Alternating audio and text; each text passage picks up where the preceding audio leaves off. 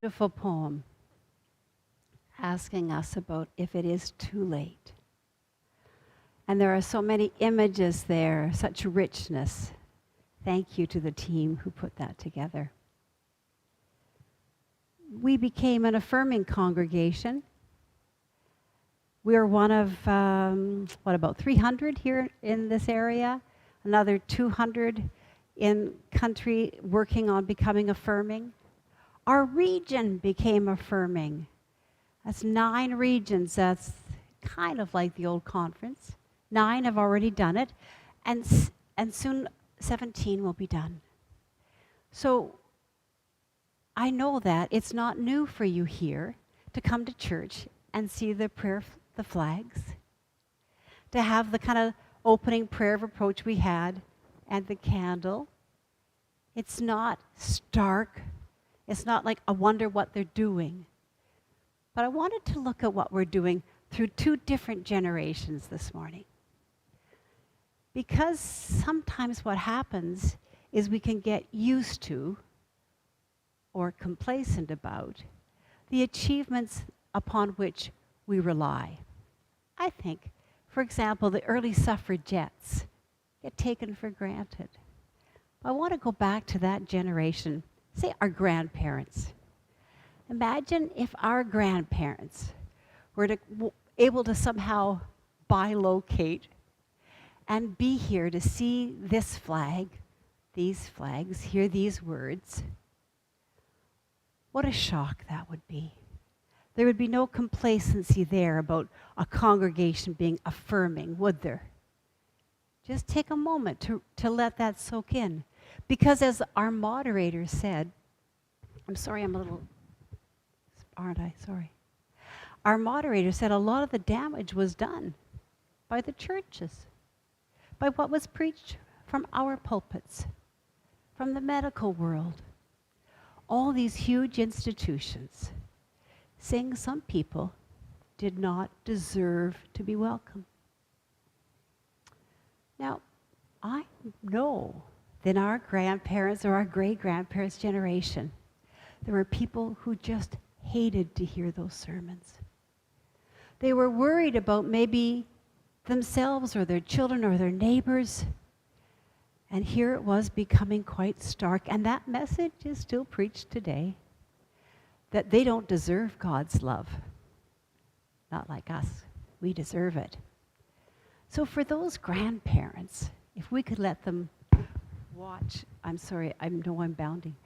If those grandparents could somehow be with us for 5 minutes, wouldn't they be shocked that you're kind of used to this now?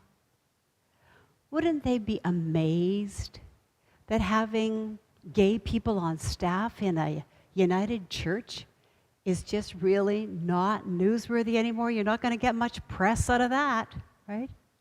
Wouldn't our grandparents be shocked? Well, of course, they'd be shocked that it's a woman minister, but let's not go there. That generation coming into this service invisibly in the gallery, some of them would be crying to think that this day was coming. They couldn't possibly believe that people of all economic status, all abilities would be gathered around and say, yeah, we get this pie stuff, public, intentional, explicit. I think that generation would be amazed. Now I'd like you to go through with me 3 generations in the future. As they say, there's a chance that's coffee. So 3 generations into the future, they come in and they're also invisible in the gallery. And they say to each other, oh, I love this. I love singing. It's still new. Did you know there was a time when gay people weren't welcome in the church? Did you know there was a time when two-spirited people were told they were evil? Well, there was. You don't believe me. But look at, oh, I just love this service, these Pi Day services. It is so nostalgic for me. I just love to think that my great-grandmother was there. Oh, isn't that beautiful? No, there really was a time when from these pulpits people were told God doesn't love them. Not worthy.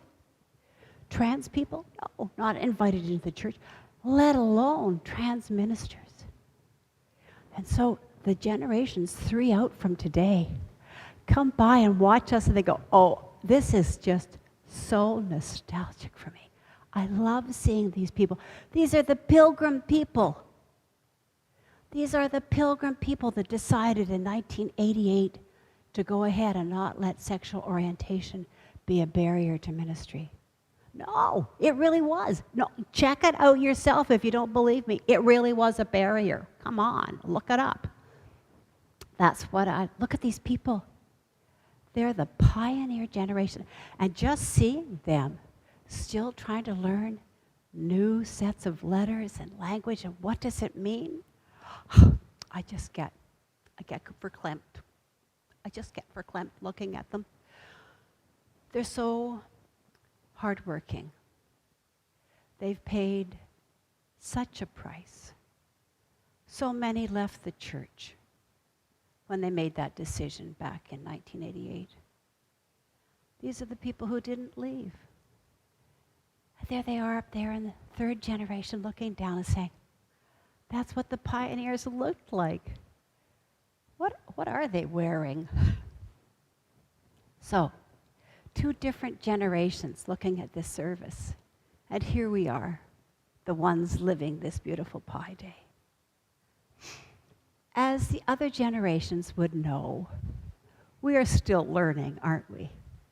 The list of the letters in a row, I find I try to do it as almost like 2 different words in order so it doesn't get rushed together. We are still learning new ways to be inclusive and hospitable and radically welcoming. We still have a long way to go. There is a hope and a prayer that the more we do this, the more we'll be grounded in God's affirming, accepting love.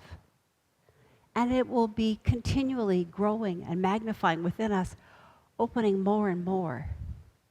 Because being affirming is about how welcoming are we to people who live in tents, who come for hampers, who struggle in different ways. All of these are questions that we consider about that radical inclusion, that beautiful hospitality of Christ that says, you are the beloved community. Come on in. You're welcome here. So today, we look forward to Pi Day. Public? Yeah, we are. Explicit, inclusive. I guess I spelled it backwards. So, it's about loving people we might have had trouble loving in the past as an institution.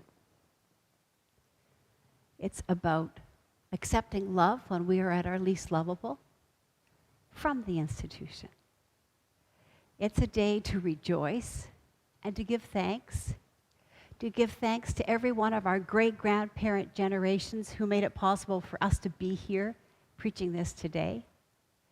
And to live in faith and hope that our 3rd generation out will have expanded this so much that they'll hardly believe it was ever a question.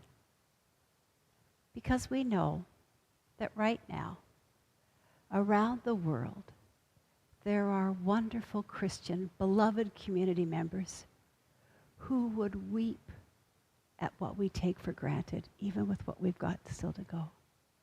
Where it's illegal, even punishable by imprisonment or death, to be one of those letters on our alphabet of inclusion. We live in awareness, not to get complacent. The generations and the world are looking to us for more example, more support, more welcome. May that be our gift into the pie that's being baked this year. Amen.